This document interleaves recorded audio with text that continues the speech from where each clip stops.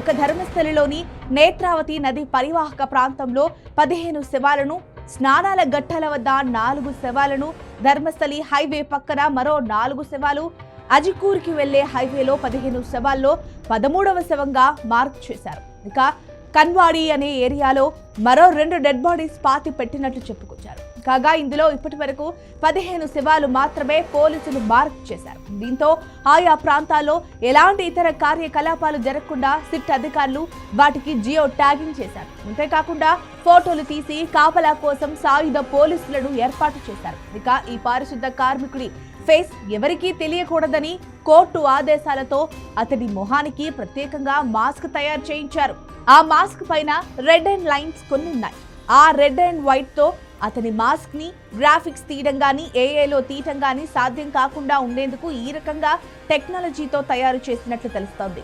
1998-2014 మధ్య కాలంలో తాను కొందరి ఒత్తిడి కారణంగా వందలాది మృతదేహాలకు అంత్యక్రియలు నిర్వహించానని, వీరిలో చాలా మంది మహిళలు, మైనర్ బాలికలున్నారని మాజీ పారిశుద్ధ కార్మికుడు తన ఫిర్యాదులో పేర్కొన్న విషయం తెలిసిందే.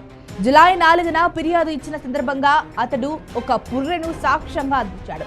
దీనిపై కర్ణాటక ప్రభుత్వం జులై 19న డీజీపీ ప్రణబ్ మహంతి నేతృత్వంలో ఒక ఎస్ఐటీని ఏర్పాటు చేసింది. సిట్ అధికారులు తర్వాత ఫిర్యాదుదారుని 2 రోజుల పాటు మంగళూరులో ప్రశ్నించారు. దర్యాప్తు అధికారి జితేంద్ర కుమార్ దయామ ఆ వివరాలను రికార్డు చేశారు. ఆ తర్వాత సోమవారం ఫిర్యాదుదారుతో కలిసి ఆన్ సైట్ పరిశీలనలు జరిపింది. మొత్తం 15 అనుమానిత ప్రాంతాలను గుర్తించింది. ఈ కార్యకలాపాల్లో ఫోరెన్సిక్, ఆంథ్రోపాలజీ, రెవెన్యూ విభాగాల నిపుణులు పాల్గొన్నారు. ఈ ప్రాంతాల్లో త్వరలో తవ్వకాలు జరిపేందుకు ప్రయత్నాలు జరుగుతున్నాయి. మరోవైపు ఈ దర్యాప్తును ధర్మస్థలి మంజునాథేశ్వర ఆలయం స్వాగతించింది. విచారణ పారదర్శకంగా జరగాలని కోరింది.